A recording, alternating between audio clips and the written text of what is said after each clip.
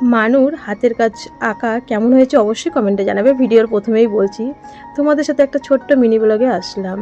বিশ্বাস করো তোমরা, আমি মানুকে সব সময় তোতা পাখির মতন বোঝাই যে কারোর সাথে কোনো সময় খারাপ ব্যবহার করবে না, কাউকে নেগেটিভ কমেন্ট করবে না। তুমি যখন বড় হবে, ভিডিও ভালো না লাগলে স্কিপ করে চলে আসবে, সেখানে নেগেটিভ কমেন্ট করবে না। বিশ্বাস করো বানিদি, তুমি একদিন বলেছিলে আমার মেয়েকে শিখাতে কারোর থেকে কিছু না নিতে।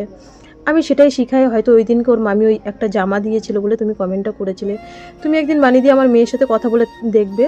আসলে তুমি যদি আমার বাড়ির পাশে হও, তুমি তো আমার মেয়েকে তাহলে ভালো করেই চেনো। সব সময় আমি মানুকে তোতা পাখি মতন বোঝাই। জানি না মেয়ে আদেও কতটা শিক্ষা পাবে বা পরবর্তীতে কতটা কি হবে। অনেক মা বাবাই কিন্তু ছোটোবেলায় বাচ্চাকে ভালো শিক্ষা দেয়, বড় হয়ে তারা খারাপ হয়ে যায়। সেটা কিন্তু মা বাবার দোষ না। প্রত্যেকটা মা বাবা চায় যে তার সন্তানকে ভালো শিক্ষা দীক্ষা সব দিক দিয়ে দিই, সে গরিব হোক বা বড় লোক হোক। বা পরবর্তীতে সন্তান যদি খারাপ হয়ে যায়, সেটা কিন্তু মা বাবার কোনো দোষ নেই কিন্তু। তা যাই হোক বন্ধুরা, কালকে যে দেখলে না ভিডিওতে, মানু আমার কাছে যে একটা রঙের তুলি আবদার করেছিল, সেটা এনে দিয়েছি। আর মাটির কাজগুলো পুরোপুরি কমপ্লিট হয়ে যাক, তোমরা লং ভিডিওর দিকে একটু চোখ রাখবে। ডিজাইনগুলো সব ওখানে দেখাবো। আর দেখলে কিন্তু হবে না, অবশ্যই চ্যানেলটা কিন্তু সাবস্ক্রাইব করে দিতে হবে।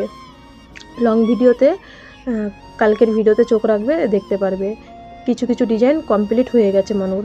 আর ওর খুব ইচ্ছা যে মানে মাটির কাজে রং করা। দেখো, পড়ার ফাঁকে যতটা পারি মেয়েকে সব দিক দিয়ে দিই, কিন্তু যে চেষ্টা করুক